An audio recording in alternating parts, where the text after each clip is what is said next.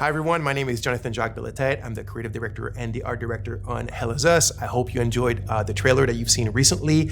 Today we're back in the spotlight. We're going to show you a bit of gameplay, a bit more than what you've seen in the trailer, and I hope that you will enjoy this part greatly. All right, so let's start with the basics. So Hell Is Us is set to be released in 2025. It's for pretty much everything. So Xbox Series X, PlayStation 5, and PC. So the game is a bit of a take back to games from the 1990s. We're a team of passionate people. The average on the team is like 20 years of development experience. So we're from different generations and we have a lot of love for how the games in the 90s were made and how they were played and experienced, especially the fact that there was no hand holding, there was no silver plattering. You kind of had to figure stuff out by yourself. You were really in control of your exploration and your own discoveries. And this is what we're trying to do in Hell Is Us. Obviously with modern flair and kind of like modern knowledge of game design and whatnot, but very much put you back in the driver's seat of your experience and of your exploration, and then the result and the joy of your discoveries. So Hell Is Us takes place in a country called Hadia. Hadia is in the grips of a vicious civil war. You play the role of Remy. Remy is actually from Hadia. He was born there, but his mom smuggled him out at the age of 5, like it sometimes happens in those countries. And what I mean by that is Hadia is a hermit state, is a turtle state. It's completely closed off on itself. Nobody goes out, nobody comes in. And that's why Remy's mom decided to smuggle him out so he can have a better life. He grew up in the foster home system, or the foster system in Canada. He's always wanted to come back to Hadia. He wants to find his parents again. He wants to kind of like confront them. He's got a lot of questions for them. He understands why they abandoned him, but yet, abandonment is pretty much the biggest trauma that a child can have. And there's like a loop that hasn't been closed properly for him towards this situation and his parents. When the game starts, Remy has finally been able to infiltrate Hadia during the brutal civil war that I was talking about. Remy is a ON peacekeeper. He quit his post, he went AWOL, infiltrated the country, and this is where the game starts. Remy remembers 2 things, and that means the players remember 2 things. It's that his village of birth was called Jova, and his father was the blacksmith of Jova. Those are the only clues you begin the game with, and these are the only clues that Remy also know. So equipped with this knowledge, with these clues, you begin the game and you try to find your way to Jova. You must be lost to wander around Sinedra Forest. I'm afraid I have very little to offer. A group of strange-looking soldiers arrived here last night in an APC. And perhaps you can ask them for help. It's not the first time I've seen them. They always seem to be snooping around here for something. They parked their APC just beyond the woods, to the north. Once in the woods, follow the wind chimes. They will lead the way through. The gate to enter the woods is locked. Here, take this key to unlock it.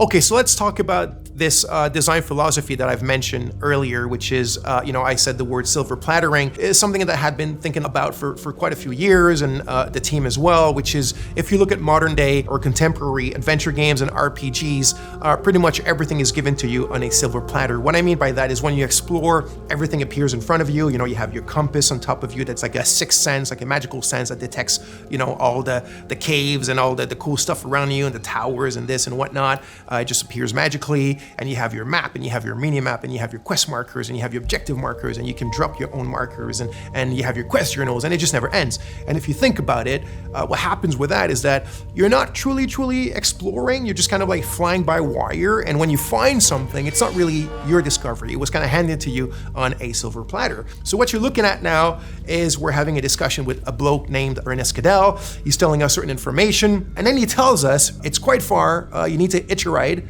You might find people that are willing to give you a ride. It's up to the north of my house, so you're gonna have to use your compass, but your real compass, right, with the coordinates on it, north, south, east, west, blah, blah, blah, and follow that. And he tells you that in the Lost Woods, in order to find your way out, just follow the wind chimes. He says, I've attached them there for my kids when they were young because they kept on getting lost in those bloody woods. And then he tells you, follow the sound of the wind chimes and you'll find your way on the other side of the woods. That's how we do it. It's very organic. It's very realistic. You know, someone in real life could have told you the exact same thing. So the environments, the visuals of the game are not just there to illustrate, they're there to communicate. So you need to play the game, you need to open your eyes, you need to open your ears to what NPCs tell you, and you'll find your way and you'll discover things, and you will truly own your discoveries and the great joy that comes with that.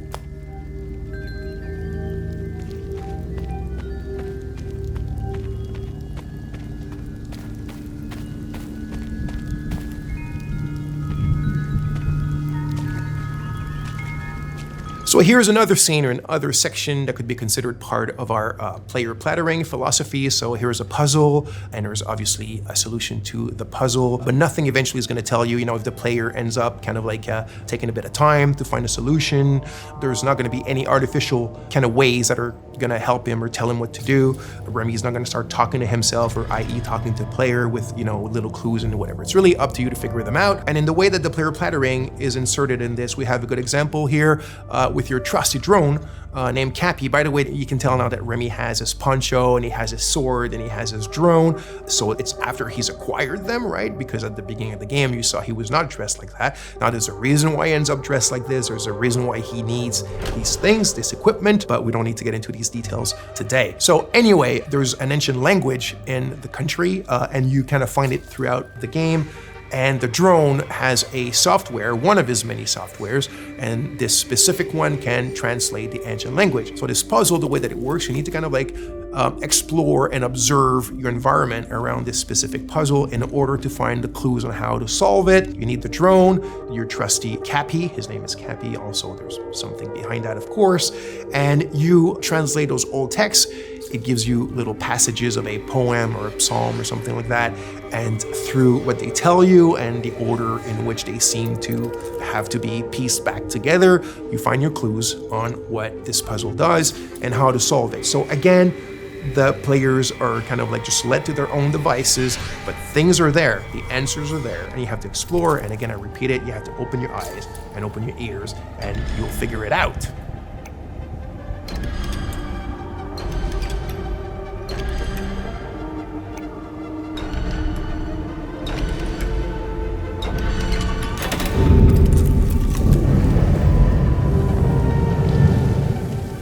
So by now, you've seen a lot of what I guess is like exploration and looking around and talking to people and doing puzzles and all that kind of sweet stuff. But if you've seen the trailer, you of course notice that there's another big aspect to the game, which is third-person melee combat. So we like to say that the game is 50% exploration and 50% combat. The game is not at all only about combat, and it's definitely not at all just walking around and figuring stuff out. It's the combination of both, and we also think that the way that we've combined them is quite refreshing and quite unique in Hell Is Us. So, like I said, combat is an integral part of the game. I do want to emphasize now that we're not a Souls-like game. The game is a lot more mid-core. It's have fun, get in it, and hack and slash. It doesn't mean it's easy. It's not overly hard. There's a learning curve, there's subtleties, there's little things that we've invented just for the flair and the flavor of Hell Is Us. It's very crunchy. I think the friction is pretty good, and I hope you'll enjoy it. So there's a wide variety of enemies in the game. So we have kind of like the more common enemy type, which we call the Hollow Walker. So it's these kind of humanoid, bipedal, white enemies that you can see here with the holes in their faces and their chests and whatnot. So obviously there's a reason why they're called Hollow Walkers, and there's different types of them and different kind of tiers of strength and powers. But when you're facing pretty much the biggest threats in the game, it's what we call like a dual entity. So it's like a Hollow Walker has a haze inside of it. So it's when the haze is present. I'm not gonna get into the details right away of what the haze represents. It's all part of the lore and what you will figure out in the game. But when you're facing a combo like these dual entities, and it can go to like 3 of them, 4 of them, there's the herders, there's the fervents, and different types like that. But that's when you really need to master the combat system. That's when you start having to use all the tools and techniques at your disposal. The drone has tons of skills to upgrade it, and the drone is very much your little sidekick to help you in fighting multiple enemies at a time. He's not a sidekick in the sense where he talks and he has an AI. He's very much a drone that has its own protocol to do this crowd management during the combat. So you have your different weapons, you have your limbic skills, attack to weapons, which is basically you consider as your magic, even though in the game it's not considered magic, there's kind of like a scientific base to them. But that's when you really need to master all the little subtleties of the combat system, use all the tools in your arsenal and at your disposition, and get in the melee with these kind of dual or triple or quadruple entities and being able to manage them and be victorious. So like I mentioned, here specifically, you can see a combat against a limbic entity that has multiple hazes attached to the Hollow Walker. That's when it gets really complex, it gets very overwhelming because you're alone, but you got your trusty little Cappy. So you need to use its skill. So for example, Cappy has a skill where you can distract an entity, either a haze or a Hollow Walker. You can use the forward charge, which is one of my favorite. You also have the Typhoon. You have the super dash skill, which is another one of my favorites. So you can start dashing sideways, forward, backwards, really, really fast. It gives you like this Japanese action game style. And then you also have your limbic skill. So you need to find the glyphs in the game and you need to attach them to your weapons. And this is when you start getting powers that come from these weapons that allow you to take care of these enemies in much more powerful and kind of like impressive ways. That's when the VFX and the sound effects all come together and give you this combat bang that we all like and love. Okay, so now let's take a little pause from the combat and let's go back to the investigation and the exploration. So, like I said, there's no silver plattering. There's none of these kind of like fly-by-wire. It's up to you to figure out what your kicker is. What I mean by kicker is what you're supposed to achieve at this specific moment, what you're actually looking for, where to look for it, and how to look for it, right? Remy and the players are at a ratio of information which is 1-1. It's in Akasa Marshes. It's quite a ways from here. So one of the tools that we're providing you to still kind of help you a bit and manage this 1-1 kind of like knowledge ratio is your data pad. Think of it as a bit your investigation wall if you want, but in a digital 90s format. So your clues, your leads, the important people that are related to your investigation, trying to find your parents and a lot more eventually, are all stored here. They're linked together by the relationships, and now it's up to you to go and investigate about them.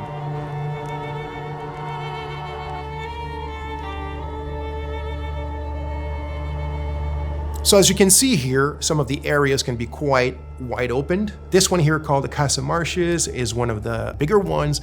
And as I spoke quite a bit already, the game doesn't hold your hand or doesn't really tell you where to go. So out of your main leads or clues or ideas that you have in your head of what you're supposed to do or where you're supposed to go at any given moment, you will also be attracted by a lot of points of interest or just little things in the environment that pique your curiosity. And as you walk towards them or explore, that's when you'll start also making a ton of like peripheral or side discoveries on your own, things that you cannot solve right away, or things that you might think that there is a thing to be done with it when there's none, and it's all part of the fun stuff and the kind of like experience that we're providing in the game. So as you can see here, there's a tree with people that have been hung. Like I said, this takes place during a very vicious civil war between two different ethnicities in the countries that are still basically the exact same people. And you found this tree. It's actually not part of the Golden Path or not part of something tremendously important in the game, but there's still something around it. There's still something to be found, and it's probably linked to more stuff that you can do in relation to it. But that you had to do your own exploration to find it, and even more of your own exploration and investigation to figure out what it's linked to and what you can do from it if you want.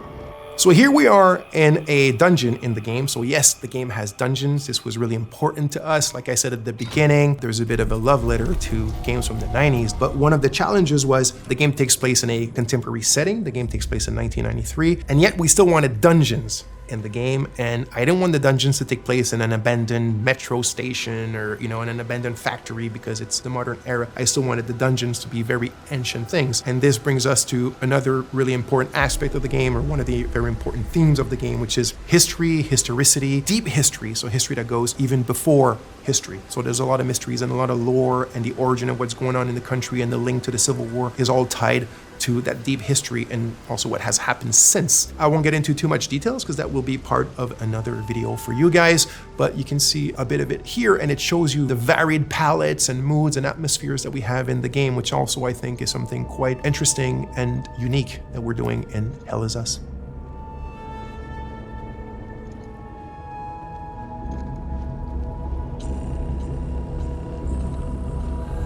Thanks a lot. Thanks for being with us. I hope you enjoyed it. I'm extremely grateful to have you guys following us, the team as well. So just to repeat, the game Hell Is Us will be released in 2025 as Xbox Series, PlayStation 5, and PC. And there's a lot more coming soon about the game. This is just the beginning. We'll explain other aspects of it and get into sometimes a bit of the minutia. So stay tuned and speak to you soon. Thank you.